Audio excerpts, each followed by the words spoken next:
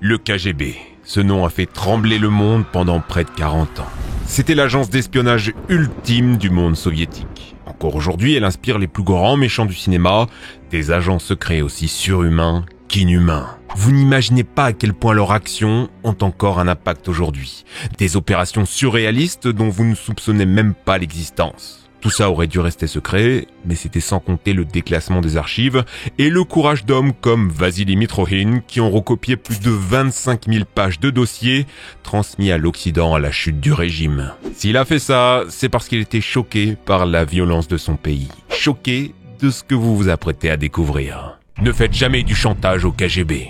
Chaque grand pays se doit d'avoir des troupes d'élite. Pour le KGB, c'était le groupe Alpha, 700 hommes chargés des missions top secrètes les plus dangereuses de l'URSS. Le plus grand réseau d'espionnage, couplé avec un commando tactique surentraîné pour qui le fair play n'existe pas.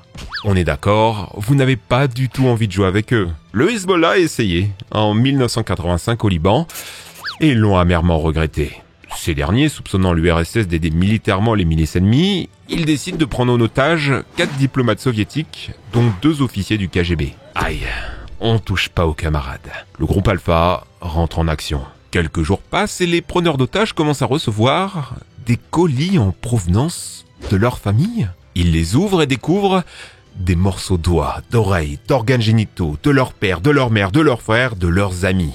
Bon baiser de Russie. Dans le même temps, le chef du KGB se déplacera directement au Liban pour discuter en face à face avec le chef du Hezbollah. Oh, ça serait tellement dommage qu'une bombe nucléaire vienne à tomber sur l'Iran. Une erreur de pilotage, c'est vite arrivé. En un mois, l'affaire était pliée. À la même époque, l'Américain Terry Anderson se fera aussi enlever et restera captif pendant presque 7 ans. L'Occident n'a pas le même niveau d'efficacité. Un deuxième fait d'armes du groupe Alpha, c'est l'opération Storm 333. Et là, c'est du Call of Duty. En 40 minutes, le KGB prend d'assaut le palais du président afghan, exécute les chefs du gouvernement, leurs 200 gardes du corps, pièce par pièce, et font environ 2000 prisonniers. 40 minutes pour faire tomber un pays. C'est d'ailleurs ce qui aurait dû se passer à la chute de l'URSS. Boris Yeltsin prend le pouvoir, il décrète une nouvelle Russie. C'est bientôt la fin du communisme. L'unité Alpha recevra alors l'ultime ordre d'éliminer Boris Yeltsin et rétablir la patrie. Ordre qu'elle refusera d'exécuter. On n'est pas passé loin d'un tournant de l'histoire.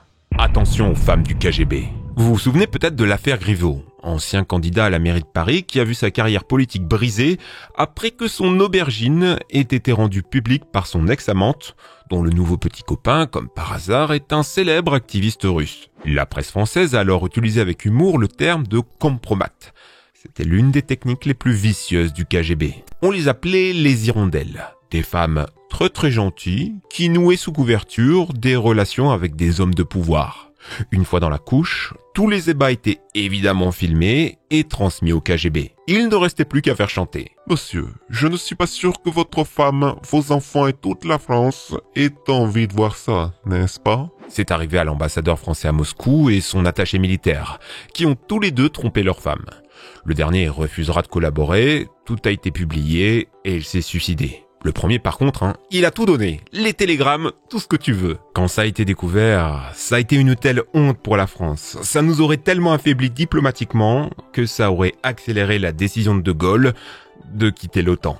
De Gaulle d'ailleurs qui aurait renvoyé cet ambassadeur sans lui serrer la main d'une seule phrase. « Alors, de gens, on couche ?» avant de se retourner. Des histoires comme ça, il y en a eu beaucoup d'autres qui ont conduit à des avancées majeures pour l'URSS. Parmi les plus célèbres, il y a celle qui impliquait des hirondelles masculines. Car oui, le KGB a pu piéger et menacer de relever publiquement l'homosexualité d'ambassadeurs, religieux ou journalistes. C'était si fréquent que les services d'espionnage ont été qualifiés à une époque du plus grand employeur gay-friendly. Le problème dans tout ça, c'est encore et toujours la plus grande faiblesse de l'Occident. L'intolérance du grand public. Quand en 1962, Anthony Courtenay, parlementaire britannique, couche avec une guide touristique qui était en fait une agente du KGB déguisée, il assume publiquement. C'est un patriote, hors de question pour lui de trahir son pays. L'histoire a pourtant été un scandale et il a tout perdu. Sa femme avait beau être morte, selon la presse, un veuf avait le devoir de contenir ses pulsions. Grosse ingratitude. Cette technique du KGB a été mise en échec une seule fois, avec le président indonésien Sukarno. Il était allié à l'URSS, mais on voulait s'assurer de sa loyauté à long terme. Le KGB déguise donc plusieurs agents en mignonnes hôtesses de l'air qui vont l'accompagner dans sa chambre d'hôtel pour se détendre. Évidemment, c'est filmé, le KGB vient pour faire chanter le président, qui les remercie. Il leur demande même de lui envoyer les cassettes pour pouvoir les montrer à ses amis. Il n'en avait rien à faire. Le pire, c'est que les États-Unis ont aussi essayé de l'avoir à ce jeu, en fabriquant un masque à son effigie et en tournant un faux film X avec lui. Sauf qu'apparemment ça manquait vraiment de réalisme et l'idée a été abandonnée. Quand le KGB manipulait les tensions raciales. Au milieu des années 60, les États-Unis sont au bord d'une guerre civile interethnique. Martin Luther King a été assassiné, les arrestations de masse choquent l'opinion publique, des émeutes violentes éclatent dans tout le pays, l'État est désemparé. Le KGB va en profiter pour lancer l'opération Pandora. Son but ? Jeter de l'huile sur le feu. Rédiger de faux pamphlets racistes écrits par des blancs et de faux pamphlets antisémites écrits par des noirs, avec des appels à faire preuve d'une violence extrême, histoire que tout le monde se sente menacé. Le coup de grâce aurait dû être donné par l'agent Anatoly Tikhonovitch Kiriev. Dynamiter une école afro-américaine en le faisant revendiquer par la LDJ. Heureusement, l'opération Pandora n'est jamais allée jusqu'au bout. Ils continueront juste à diffuser de faux pamphlets, dont certains bien choquants pendant les Jeux Olympiques de Los Angeles en 1984. La même année, l'opération Infection fut plus vicieuse. Faire croire aux pays africains que le sida était une invention américaine ayant pour but de les éradiquer. Ils recommenceront lors de l'épidémie de peste porcine à Cuba. Et ce qui est fou, c'est qu'encore aujourd'hui, des gens y croient. Nos pensées modernes sont encore grandement influencées par le KGB 45 ans après. Prenez Pinochet, le dictateur chilien. C'était pas un gentil, on va pas le réhabiliter. Mais pourquoi il est aussi connu ? Des dictateurs qui font des dingueries, il y en a eu des pires, et il y en a encore. En un mot, l'opération Toucan du KGB. Pinochet a été aidé par les Américains pour lutter contre la gauche dans son pays via l'opération Condor. Alors la contre-offensive du KGB se fera par un autre volatile. L'opération consistait à diffuser de soi-disant lettres de l'armée chilienne ordonnant des massacres. Je vais le démarrer, cet enculé. De faux dissidents envoient ça à la presse américaine et elle tombe dans le panneau. C'est le cas du New York Times qui publiera plus de 66 articles sur ce soi-disant scoop. Bien sûr, il y avait un fond de vérité et Pinochet a été jugé pour ses crimes.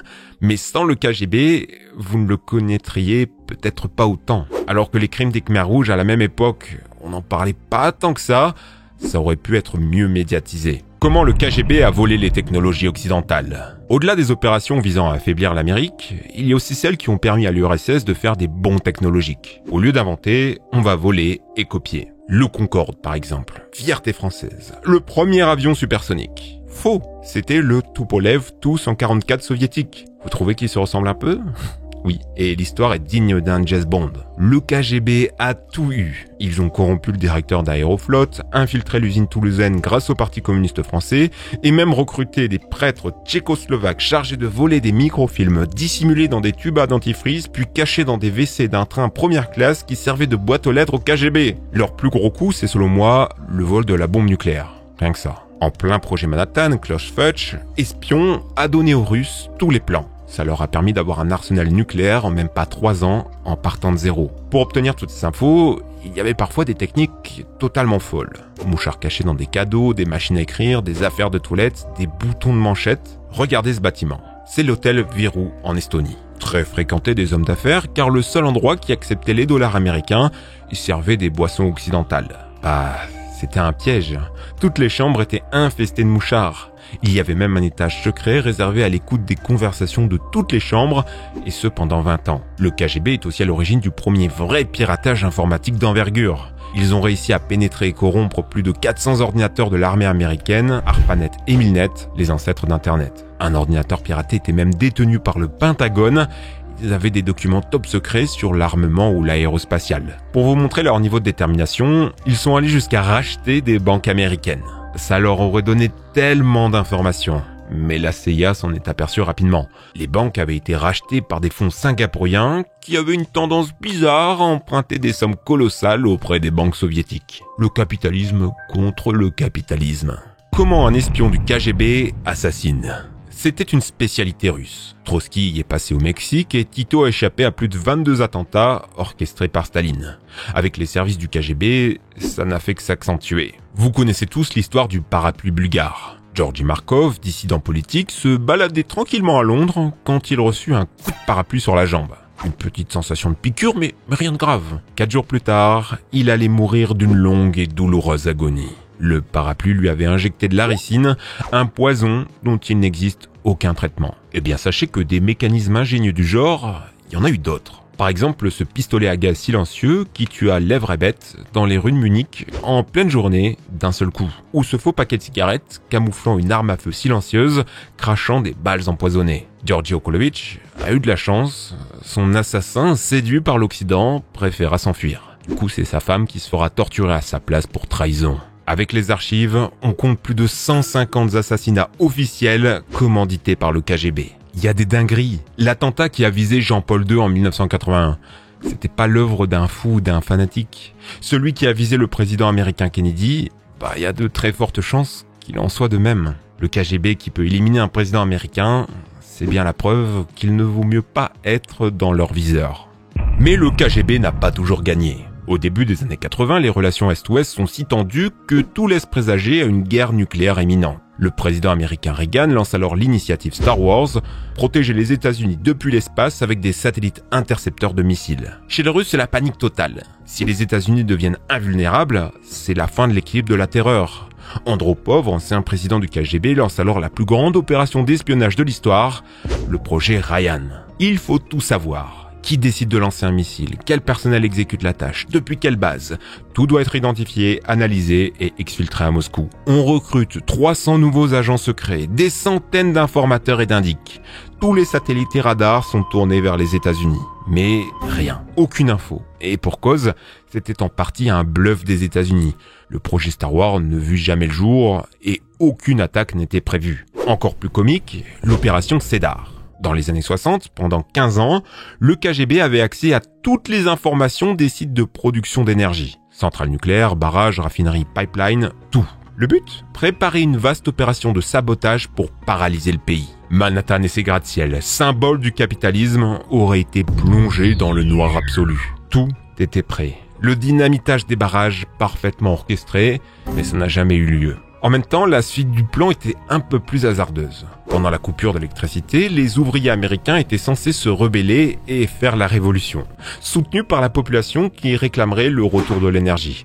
Vous êtes sûr de vous là? 15 ans de préparation et si peu de connaissances en sociologie des masses? Comment le KGB a survécu à la chute de l'URSS? Rappelez-vous, ordre avait été donné à l'unité alpha du KGB d'assassiner Boris Yeltsin. Leur refus a signé la chute définitive de l'Union soviétique. Pendant presque 80 ans, l'État s'occupait de tout. De fait, sa disparition ne pouvait pas bien se passer. Les entrepôts d'armes sont pillés, les marchés s'ouvrent brutalement, chômage de masse, mafia, délinquance, la Russie s'écroule. Une transition que le KGB avait anticipée. Vu qu'ils contrôlaient tout, ils se sont distribués le gâteau. Biens publics, logements, usines, pétrole, gaz, armes, tout a fini en cadeau pour quelques agents influents. Une oligarchie était née. Officiellement, le KGB a disparu, remplacé par le FSB. Mais soyons honnêtes, c'est juste un changement de nom. C'est les mêmes hommes, le même lieu, les mêmes codes. D'ailleurs, devinez qui en a été le chef? Vladimir Poutine. Ces hommes qui l'entourent, ces oligarques, sont du même sérail que lui. La puissance et la cruauté du KGB, maintenant aux commandes d'un pays. Voilà pourquoi la Russie fait peur. Économiquement, c'est un nain. L'Europe ou les États-Unis ont un PIB 12 fois supérieur. Mais à côté, la Russie a la deuxième puissance militaire mondiale, une dette publique la plus faible des pays développés, et surtout, un pouvoir politique monstrueux. Normal, qu'est-ce qu'on a en face de lui? Des gouvernements occidentaux faibles, sans expérience militaire, élus juste pour 4 à 5 ans, critiqués constamment par la presse, à la tête de pays divisés de multiples tensions sociales qui risquent la guerre civile au moindre dérapage. Tout ça en plus sans être particulièrement bien classé parmi les démocraties. C'est pas moi qui le dis, Et vous, qu'en pensez-vous? J'adore ces histoires d'espions. On avait déjà fait un épisode sur la France, ça vous avait plutôt plu.